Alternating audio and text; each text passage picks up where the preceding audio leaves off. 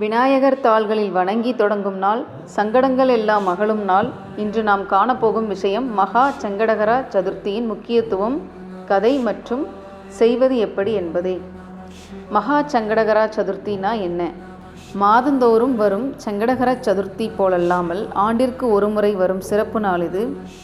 மார்கழி அல்லது தைப்பிறை சந்திரனின் சங்கடகர சதுர்த்தி தான் மகா எனப்படுகிறது. இந்த நாளில் விநாயகர் வழிபாடு செய்தால் ஆண்டு முழுவதும் உள்ள சங்கடங்கள், துன்பங்கள் அனைத்தும் விலகும் என்று நம்பப்படுகிறது. புராண ரீதியான கதையை பார்க்கலாம்.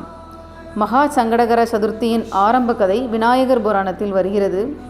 ஒருமுறை சந்திரன் விநாயகரை பார்த்து சிரித்ததால் சாபம் பெற்றான். அந்த சாபத்தை நீக்க சந்திரன் இந்த சதுர்த்தி நாளில் உபவாசம் இருந்து விநாயகரை வழிபட்டார். விநாயகர் அவனது பாவத்தை மன்னித்து, இந்த நாளில் என்னை வழிபட்டால் எந்த சங்கடமும் இல்லாமல் நலம் பெறுவார்கள் என்று அருளினார். இந்த நாளில் நாம் செய்ய வேண்டிய வழிபாடு: காலை விரதம் இருந்து மாலை சந்திரோதயம் வரை உபவாசம். மாலை நேரத்தில் கொழுக்கட்டை, எலுமிச்சை, தர்பூசணி போன்ற நெய்வேத்தியம். சங்கடகர சதுர்த்தி விநாயகர் கதையை கேட்பது நல்லது. பூஜைக்கு பிறகு சந்திரனை பார்த்து தண்ணீர் அர்ப்பணித்து பிரார்த்தனை செய்து கொள்ளலாம். இதனால் கிடைக்கக்கூடிய சிறப்பு பலன்கள் என்னலாம் அப்படின்னா, குடும்பத்தில் ஆரோக்கியம், அமைதி நிலைத்திருக்கும்.